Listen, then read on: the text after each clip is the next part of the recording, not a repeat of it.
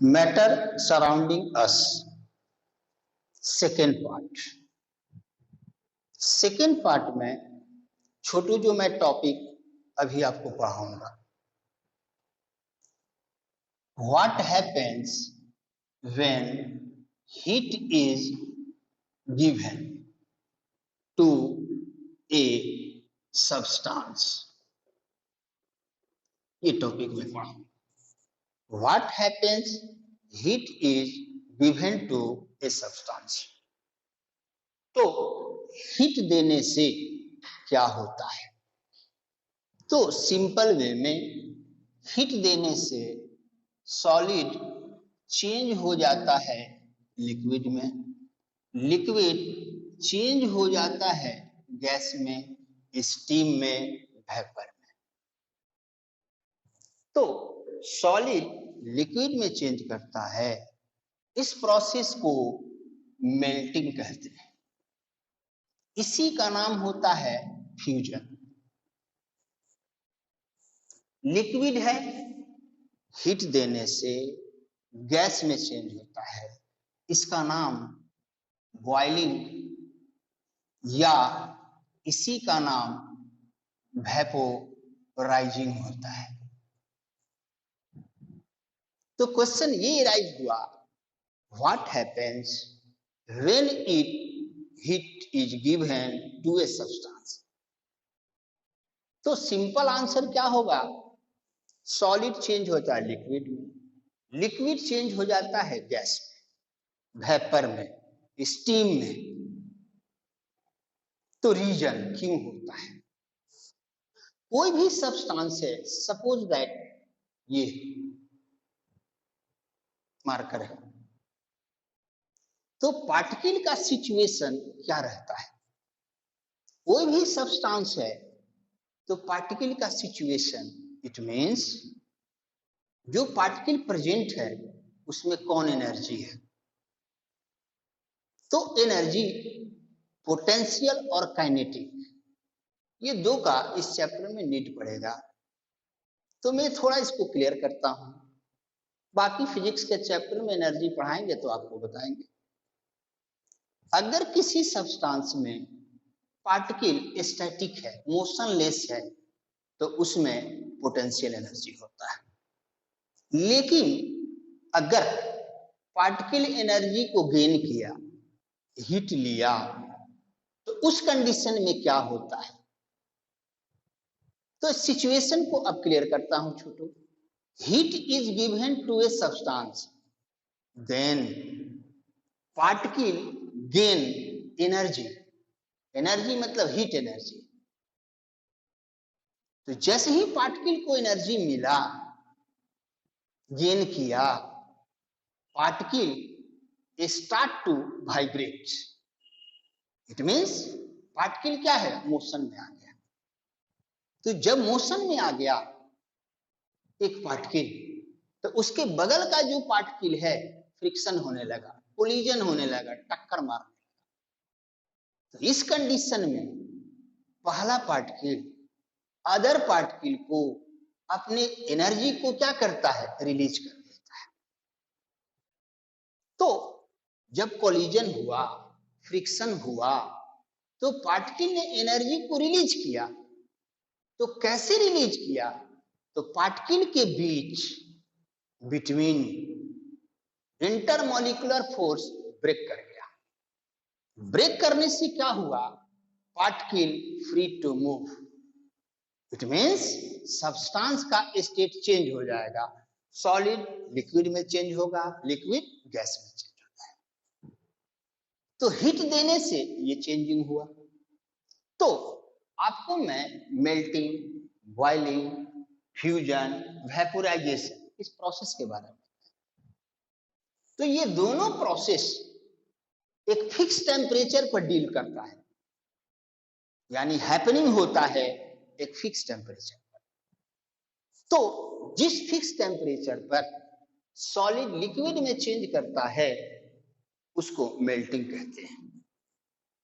जिस fix temperature पर liquid gas में चेंज होता है उसको बॉइलिंग पॉइंट कहते हैं। तो ये आपका सिचुएशन हुआ, हीट इज गिवन। अब when temperature is lowered, temperature lowered हो गया, यानी सब्सटेंस के टेम्परेचर को आपने कम कर दिया। तो कम करने से सब्सटेंस पर क्या इफेक्ट पड़ेगा? क्या इफेक्ट पड़ेगा? टेम्परेचर को लोअर किए तो गैस चेंज हो जाएगा लिक्विड में।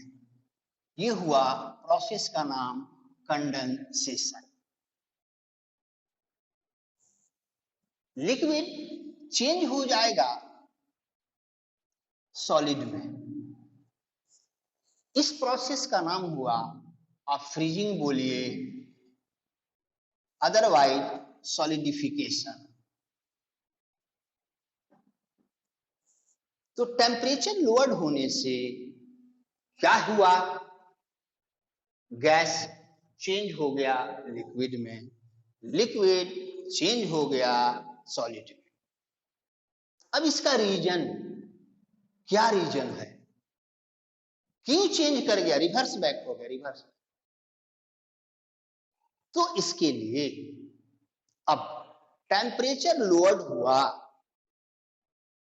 तो टेम्परेचर लोअर्ड होने से क्या हुआ? एनर्जी कम हो गया। तो टेम्परेचर लोअर्ड हुआ तो पार्टिकल एनर्जी को रिलीज किया, लॉस्ट किया। एनर्जी लॉस्ट होगा तो क्या होगा? पार्टिकल के बीच का जो डिस्टेंस है वो कम हो जाएगा। तो पार्टिकल के बीच का डिस्टेंस जब कम हो जाएगा तो पार्टिकल क्या है? क्लोजर हो जाएगा, नजदीक हो जाएगा। ये रीजन हो गया आपका। यानी टेम्परेचर लोअर्ड होने से गैस चेंज होता है लिक्विड में, लिक्विड चेंज होता है सॉलिड में। मैंने इसका रीजन आपको बता दिया। अब नेक्स्ट टॉपिक मैं पढ़ा रहा हूं डिफ्यूजन। देखो मेरे भाई छोटू, डिफ्यूजन ये जो टॉपिक है जो आपको पढ़ना है, बहुत ही कंफ्यूजनल टॉपिक है, बहुत ही कंफ्यूजनल। अब क्यों कंफ्यूजनल है मैं उसको क्लियर करता हूं सिंपल वे में, सिंपल कॉमन वे में। क्योंकि 9th में अभी आप डिफ्यूजन पढ़ रहे हैं, फिर हायर क्लास में भी आप पढ़िएगा, तो 9th में आपको जितना पढ़ना है उतना कंसेप्ट मैं आपको क्लियर कर दूंगा। तो डिफ्यूजन सिंपल में, जैसे सॉलिड है मेल्ट करता है, तो मेल्ट करता है इट मींस क्या है? सॉलिड धीरे धीरे फ्लो करता है, डिफ्यूजन हुआ। अब लिक्विड है, इंटरमॉलिक्यूलर फोर्स वीक होता है, तो उस कंडीशन में लिक्विड में फ्लो क्या होता है? ज्यादा होता है। ये कॉमन वे में डिफ्यूजन हुआ, कॉमन वे में। लेकिन अब अगला स्टेप, डिफ्यूजन का यूज सबसे ज्यादा किस कंडीशन में होता है? किस कंडीशन में होता है? तो मैं टॉपिक अभी आपको बता रहा हूं डिफ्यूजन। तो पहले सिंपल मैंने क्लियर किया, क्या? सॉलिड मेल्ट करता है, उसका पार्टिकल फ्लो करने लगता है, डिफ्यूजन। उससे ज्यादा फ्लो लिक्विड करता है, पार्टिकल। इट मींस लिक्विड में सॉलिड से ज्यादा डिफ्यूजन होता है। गैस जो है इंटरमॉलिक्यूलर फोर्स नेग्लिजिबल होता है, तो उसमें डिफ्यूजन गैस में सबसे ज्यादा होता है। तो तीनों का रीजन क्या हुआ? गैस में डिफ्यूजन ज्यादा होता है, किससे? लिक्विड से। लिक्विड में डिफ्यूजन ज्यादा होता है सॉलिड से। अब इसका रीजन कॉज, तो गैस में इंटरमॉलिक्यूलर फोर्स नेग्लिजिबल होता है, लिक्विड में इंटरमॉलिक्यूलर फोर्स वीक होता है। ये आपका रीजन हो गया, रीजन हो गया। लेकिन अब डिफ्यूजन, जो इस चैप्टर में या लाइफ में डिफ्यूजन की जरूरत जो पड़ेगी, इसीलिए अगला डिफ्यूजन पॉइंट पढ़ा रहा हूं, ट्रिपल स्टार, इसकी जरूरत पड़ेगी। तो डिफ्यूजन मीन्स क्या? Actually intermixing of two substance, intermixing of two substance is called diffusion. देखो मेरे भाई छोटू, 9th क्लास में ये आपका डिफिनीशन है, लेकिन एक्चुअल में ये होता नहीं, एक्चुअली में कुछ और होता है, कुछ और होता है। अब आप कहिएगा क्यों? मैं एग्जांपल देता हूं। डिफिनीशन क्या है? Intermixing of two substance, intermixing of two substance. तो आपके दिमाग में ये क्वेश्चन आ जाएगा कि पानी है, उसमें मैंने चीनी मिला दिया, तो पानी और चीनी इंटरमिक्स कर गया, तो आप कह दीजिएगा डिफ्यूजन हो जाएगा। ऐसा नहीं होता है।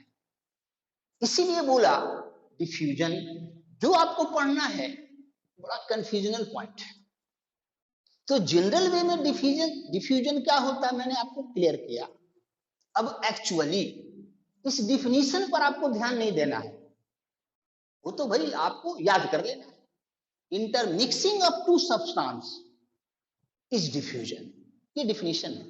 एक्चुअली में आपको जो डिफ्यूजन पढ़ना है, डिफ्यूजन किस बेस पर? गैस के बेस पर, गैस बेस।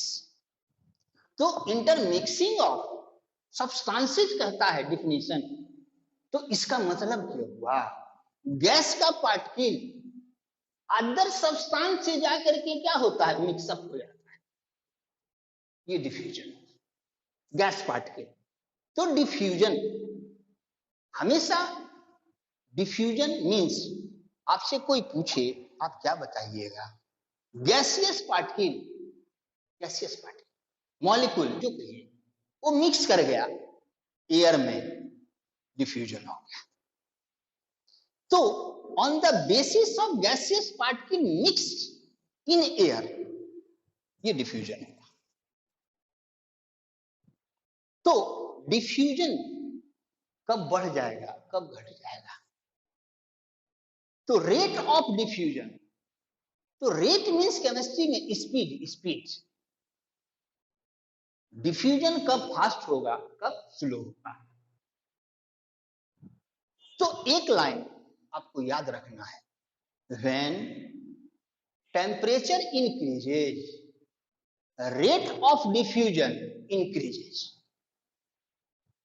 तो अब ये छोटू आप इस पॉइंट को याद किए, तो याद जब किए 1-2 दिन बाद आप भूल जाइएगा, लेकिन नहीं भूलिए उसके लिए मैं कॉल देता हूं। टेम्परेचर बढ़ने से rate of diffusion, it means gaseous particle air में मिक्सअप करेगा, वो फास्ट होगा। तो ऐसा क्यों होता है? ऐसा क्यों होता है? तो टेम्परेचर इंक्रीज हुआ तो पार्टिकल को एनर्जी ज्यादा मिला। किसको? Gaseous particle. और गैसियस पार्टिकल में इंटरमॉलिक्यूलर फोर्स होता नहीं है, तो इस कंडीशन में गैसियस पार्टिकल को एनर्जी ज्यादा मिला, एनर्जी ज्यादा गेन किया। तो ज्यादा गेन करने से क्या हो गया? ब्राउनियन मोशन, यानी गैसियस पार्टिकल के पास काइनेटिक एनर्जी बढ़ गया। तो काइनेटिक एनर्जी जब बढ़ गया, इस कंडीशन में एयर में गैसियस पार्टिकल फास्टली जाकर के मिक्सअप हो गया। ये आपको मैंने रीजन बता दिया। तो डिफ्यूजन से बेस्ट क्वेश्चन क्या होगा? आप अगरबत्ती जलाते हो, अगरबत्ती, तो उसका स्मेल रूम में स्प्रेड कर जाता है, क्यों? सीजनिंग ऑफ फूड, वेजिटेबल का स्मेल स्प्रेड कर जाता है, क्यों? ये डिफ्यूजन से बेस्ट गैस पर क्या हुआ आपका क्वेश्चन। तो सिंपल सा आंसर होगा, क्या होगा रे मेरे भाई? टेम्परेचर इंक्रीज कर गया, रेट ऑफ डिफ्यूजन इंक्रीज कर गया, रेट ऑफ डिफ्यूजन इंक्रीज किया, इट मीन्स पार्टिकल एनर्जी ज्यादा गेन किया। ज्यादा गेन करने से पार्टिकल का काइनेटिक एनर्जी इंक्रीज कर गया, मिक्सिंग फास्ट हो गया। ये टॉपिक मैंने बताया डिफ्यूजन। नेक्स्ट टॉपिक जो मैं अभी आपको पढ़ाऊंगा वो topic sublimation. Next topic sublimation. तो नेचर का रूल होता है सॉलिड चेंज होता है लिक्विड में, लिक्विड चेंज हो जाता है गैस में, फिर रिवर्स बताए हैं आपको। ये नेचुरली फेनोमिना है। लेकिन सब्लिमेशन एक ऐसा प्रोसेस है जिसमें सॉलिड डायरेक्टली गैस में चेंज हो जाता है। इट मींस सब्लिमेशन में सॉलिड लिक्विड में नहीं चेंज होता है, वो डायरेक्टली गैसियस पार्टिकल में चेंज हो जाता है। इसको सब्लिमेशन कहते हैं। एग्जाम्पल कैम्फर कपूर, नेपथलीन बॉल, ये हुआ सब्लिमेशन। बहुत सारा और एग्जाम्पल है छोटू, आप बुक से। तो सब्लिमेशन से रिलेटेड क्वेश्चन, कपड़ा में नेपथलीन बॉल आदमी रखता है, तो naphthalene ball after some time disappear why. तो नेपथलीन बॉल में क्या होता है, सब्लिमेशन प्रोसेस होता है, यानी सॉलिड डायरेक्टली गैसियस पार्टिकल में चेंज होता है। इसके कारण नेपथलीन बॉल डिसअपीयर कर जाता है। ये टॉपिक सब्लिमेशन पढ़ा है। अब अगला टॉपिक मैं आपसे को पढ़ाता हूं। अगला ये टॉपिक है कोई लिक्विड है, उस लिक्विड में कोई भी सॉलिड बहुत सॉलिड डिजॉल्व कर जाता है, लेकिन बहुत सॉलिड डिजॉल्व नहीं करता है। ऐसा क्यों? तो लिक्विड की जगह छोटू मैं आपको वाटर बोलता हूं। जैसे वाटर है, वाटर में सॉल्ट डिजॉल्व कर जाता है, लेकिन अगर वाटर में आयरन का पार्टिकल अगर आप डालते हो तो वो डिजॉल्व नहीं करता है। इट मींस आयरन का जो पार्टिकल है, छोटा छोटा पार्टिकल, वो बॉटम में जाकर के क्या होता है, सेटल डाउन हो जाता है। ये मैंने आपको एग्जाम्पल दिया। तो ये एग्जाम्पल देकर मैं अब ये बताना चाह रहा हूं कौन सा ऐसा सब्सटेंस लिक्विड में डिजॉल्व हो जाएगा और कौन सा ऐसा सब्सटेंस लिक्विड में डिजॉल्व नहीं होगा। तो लिक्विड में बार बार आप एक वाटर एग्जाम्पल रखिए। तो जैसे सॉल्ट है, वो वाटर में डिजॉल्व कर जाता है। आपको अभी जो पढ़ना है छोटो, अभी इस चैप्टर में जो पढ़ना है उस पर बेस्ट मैं आपको क्लियरेंस देता हूं। तो इसका आंसर क्या होगा, जो लिक्विड है उसमें पार्टिकल के बीच क्या होता है, डिस्टेंस होता है, गैप होता है। तो जो सब्सटेंस डिजॉल्व होगा वो लिक्विड के पार्टिकल के बैक गैप को फिलअप कर देता है। तो जब फिलअप कर जाएगा तो डिजॉल्व हो जाएगा। लेकिन आयरन का पार्टिकल उस गैप को फिल नहीं कर पाता। तो फिल करने का मतलब क्या है, उस गैप में जाकर बैठ नहीं पाता है, वहां से वो आगे चल देता है। तो आयरन का पार्टिकल लिक्विड में डिजॉल्व नहीं होता। अब आपसे क्वेश्चन ये राइज होगा, एक ग्लास पानी है, उस पानी में आप सॉल्ट को डिजॉल्व कर दिए। तो सॉल्ट डिजॉल्व करने से जो आपका मिक्सचर बना, तो उस कंडीशन में उसका वॉल्यूम इंक्रीज करेगा, डिक्रीज करेगा और कांस्टेंट हो जाएगा। ये आपका ऑप्शन हुआ। तो वॉल्यूम कांस्टेंट रहेगा। तो क्यों रहेगा कांस्टेंट, क्या इसका रीजन है? तो फिर वही रीजन है, लिक्विड में पार्टिकल के बीच में क्या होता है, गैप होता है। तो गैप होने से जो सब्सटेंस लिक्विड में डिजॉल्व होता है उस गैप को फिलअप कर देता है। तो फिलअप कर दिया, इसके कारण उसके वॉल्यूम में कोई चेंज नहीं होता है। अब नेक्स्ट टॉपिक, नेक्स्ट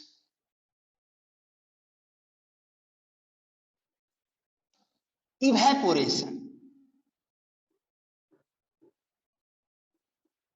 इवेपोरेशन, फिर इस टॉपिक पर छोटू ट्रिपल स्टार देता हूं। इवेपोरेशन, इवेपोरेशन और बॉइलिंग, अब ये दो टॉपिक कोरिलेटेड है, कोरिलेटेड है। अब इस दोनों टॉपिक के बीच का डिफरेंस अगर आपका जितना क्लियर होगा उतना इवेपोरेशन का पॉइंट आपका स्ट्रॉन्ग होगा। तो बॉइलिंग में क्या होता है? बॉइलिंग में लिक्विड गैस में चेंज होता है, इवेपोरेशन में भी वही होता है, लिक्विड गैस में चेंज होता है। तो बॉइलिंग और इवेपोरेशन कॉमन पॉइंट क्या हो गया? लिक्विड गैस में चेंज होता है दोनों में। तो क्वेश्चन ये राइज हुआ, ये तो सिमिलरिटी हुआ, अब इसकी डिफरेंशियबिलिटी, डिफरेंशिएशन क्या होगा, क्या डिफरेंस होगा? तो एक पॉइंट ब्रेन में रखना है, बॉइलिंग होने के लिए टेम्परेचर फिक्स होता है, यानी कोई भी लिक्विड है गैसियस पार्टिकल में चेंज होगा। जैसे आप जानते हो कि 100 degree Celsius boiling point water का होता है। It means water 100 degree centigrade temperature लिया, वो गैसियस फॉर्म में क्या हुआ? चेंज। लेकिन इवेपोरेशन में क्या होता है? बॉइलिंग पॉइंट फिक्स नहीं होता है, बॉइलिंग पॉइंट फिक्स नहीं होगा। इवेपोरेशन में बॉइलिंग पॉइंट फिक्स नहीं होता है, तो फिक्स नहीं होता है फिर भी लिक्विड गैस में चेंज कर जाता है। ये इसका अपना स्पेशल पॉइंट हुआ। तो इवेपोरेशन मींस क्या? डिफिनीशन है, डिफिनीशन है, liquid below boiling point change into gaseous form is called evaporation. ये आपका डिफिनीशन हो गया। अब इवेपोरेशन होने से क्या इफेक्ट होता है, नेचर में क्या इफेक्ट नजर आता है?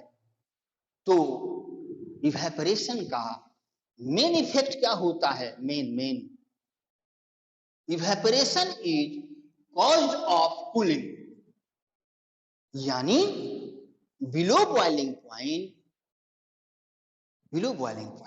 लिक्विड गैस में चेंज होगा।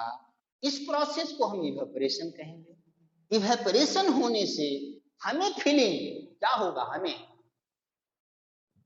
कूलिंग फीलिंग होगा। ये इवेपोरेशन का इफेक्ट हो गया। तो अब क्वेश्चन ये राइज हुआ, अब एक मैं एग्जांपल देता हूं आपको। ये आपका पाल्म है, इस पाल्म पर आपने परफ्यूम डाला, परफ्यूम, अदरवाइज पेट्रोल डाला, अदरवाइज एसीटोन, कोई भी लिक्विड आपने पाल्म पर रख दिया। तो पाल्म पर रखने से लिक्विड है, परफ्यूम है, वो क्या होता है? गैसियस में चेंज हो जाता है। तो गैसियस में चेंज होने से पाल्म क्या होता है? Feel cooling. ये मैं एक एग्जांपल दिया। अब इसका रीजन आइए, हमारे पास बॉडी टेम्परेचर होता है, बॉडी टेम्परेचर होता है। तो पाल्म पर कोई भी लिक्विड आपने जो अभी एग्जांपल नाम बोला उसको रखे, तो लिक्विड का पार्टिकल सराउंडिंग नेचर से क्या लिया? एनर्जी को गेन कर लिया। तो एनर्जी गेन कर लिया तो क्या हुआ?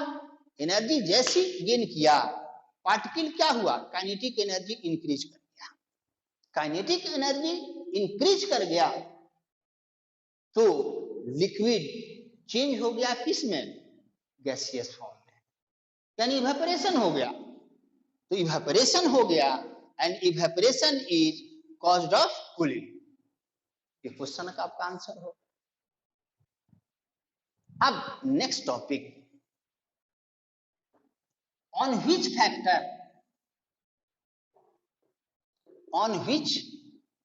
Factor evaporation depend and how.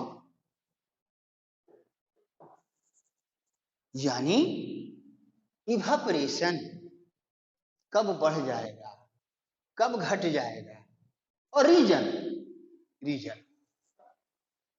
तो फर्स्ट इसका जो मेन डिपेंड कई पॉइंट पर करता है, लेकिन मेन पॉइंट फर्स्ट जो मैं बता रहा हूं, ये कंसेप्ट आपका क्लियर हो गया। डिफ्यूजन से रिलेटेड छोटू कोई भी क्वेश्चन है आप डिस्क्राइब कर दीजिएगा, अगले को आप जस्टिफाई कर दीजिएगा। तो वो पॉइंट है फर्स्ट, टेम्परेचर। तो टेम्परेचर ये साइन क्या होता है, directly proportional. Temperature directly proportion evaporation. Directly proportional means बढ़ेगा तो बढ़ेगा, घटेगा तो घटेगा। तो ये आपका रूल हुआ। टेम्परेचर इंक्रीज कर गया, रेट ऑफ इवेपोरेशन इंक्रीज कर गया। तो रेट ऑफ इवेपोरेशन इंक्रीज हो गया तो कूलिंग मोर हो गया। टेम्परेचर डिक्रीज कर गया, it means rate of evaporation decrease कर गया, कूलिंग स्लोली होगा, फीलिंग लेस होगा टेम्परेचर। उसके बाद का जो पॉइंट है, बाद का सेकेंड, अब यही मैं कनेक्ट कर लूंगा छोटू।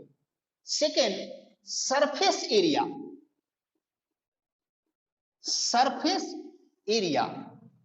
ऑफ क्या सब्सटेंस। सरफेस एरिया इंक्रीज करेगा, directly proportional rate of evaporation. यानी सरफेस एरिया इंक्रीज कर गया, मटेरियल का, सब्सटेंस का, आप जो बोलिए, रेट ऑफ इवेपोरेशन इंक्रीज कर जाएगा।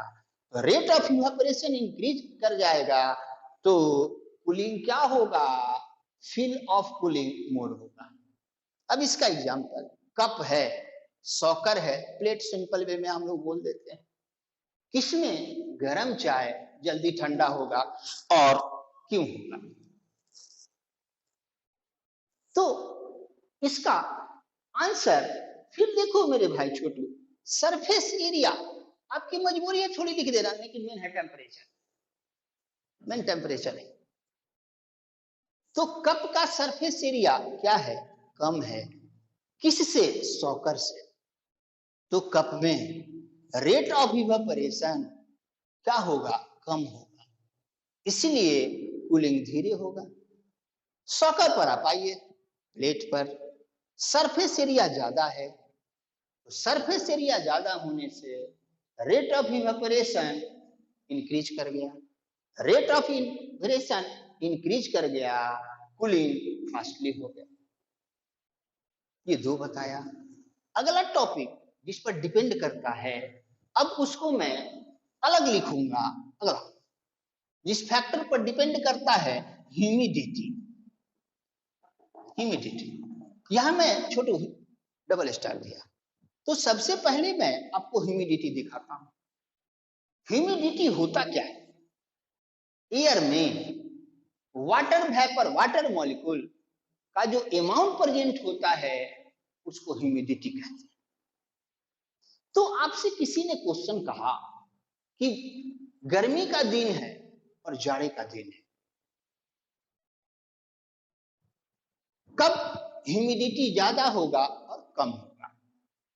तो गर्मी का दिन है यानी टेम्परेचर ज्यादा है, तो उस कंडीशन में वाटर मॉलिक्यूल क्या रहेगा, कम रहेगा, क्योंकि वो क्या होता है, गैस में चेंज हो जाता है। तो गर्मी के दिन में ह्यूमिडिटी कम हो जाता है।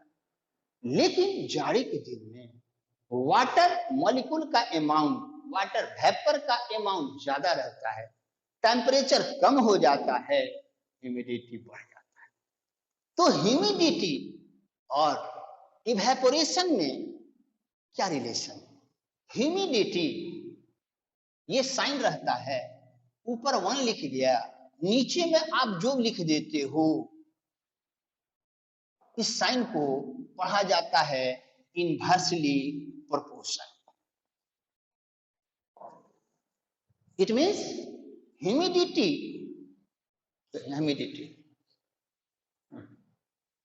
यहां इवेपोरेशन, ह्यूमिडिटी और rate of evaporation inversely proportional होता है। अब इसका मतलब क्या हुआ इस लाइन का? अब क्लियर कंसेप्ट कैसे मिले? ह्यूमिडिटी इंक्रीज कर गया, रेट ऑफ इवेपोरेशन डिक्रीज कर गया, ह्यूमिडिटी डिक्रीज कर गया, रेट ऑफ इवेपोरेशन इंक्रीज कर गया। आप छोटे ये लाइन याद कर लिए, अब भूलिए नहीं। इसीलिए मैंने आपको बताया इवेपोरेशन जो डिपेंड करता है उसमें मेन रोल टेम्परेचर का होता है। अब आपसे किसी ने कहा कि भाई आप जो ये रूल याद किया, लिखे, थोड़ा इसको जस्टिफाई कर दो। तो देखो कैसे कीजिएगा। ह्यूमिडिटी इंक्रीज किया, तो ह्यूमिडिटी इंक्रीज कर गया, इट मींस वाटर का अमाउंट बढ़ गया। वाटर का अमाउंट बढ़ गया, इसका मतलब टेम्परेचर घट गया, तो रेट ऑफ इवेपोरेशन क्या है? घट गया। अब ह्यूमिडिटी डिक्रीज कर गया, तो ह्यूमिडिटी डिक्रीज कर गया, इट मींस वाटर अमाउंट कम हो गया। वाटर का अमाउंट कम हो गया, टेम्परेचर बढ़ गया। टेम्परेचर बढ़ गया, रेट ऑफ इवेपोरेशन बढ़ गया। तो ये मैं इवेपोरेशन किस किस चीज पर डिपेंड करता है वो बताया, विथ जस्टिफिकेशन बताया। अब रिलेटेड इससे क्वेश्चन इवेपोरेशन से रिलेटेड, इवेपोरेशन से डेजर्ट एरिया में कूलर है, कूलिंग मोर करता है क्यों? ये क्वेश्चन। अर्थेन पॉट है, उसमें पानी ठंडा रहता है क्यों? दूसरा अगला क्वेश्चन, अगर बॉडी में स्वेटिंग होता है तो कूलिंग फील करते हैं क्यों? नेक्स्ट क्वेश्चन, गर्मी का दिन है तो रूफ है, रूफ शाम के टाइम में स्प्रिंकल वाटर को स्प्रिंकल किया जाता है, तो क्यों किया जाता है? सबका रीजन आप खुद बता दो। तो ये टॉपिक मैं सेकंड पार्ट में यहां तक पढ़ाया। नेक्स्ट अगला क्लास लूंगा तो इस चैप्टर का लास्ट पॉइंट लेटेंट हीट पढ़ाऊंगा।